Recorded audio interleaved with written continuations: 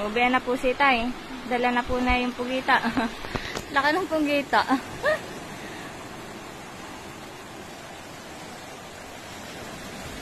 Matutuyag. Kahuli agad ng isang pugita.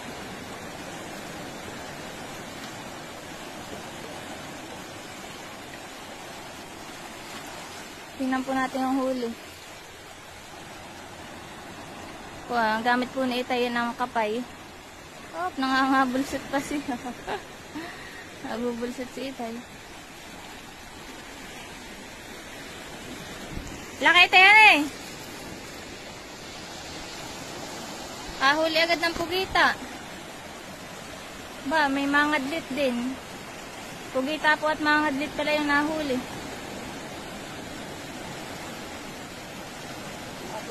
Dali, yan eh. Iya.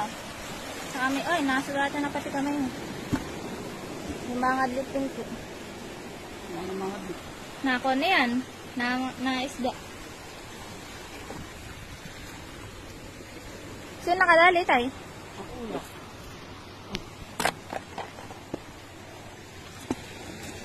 Nasa milig na kong Tay.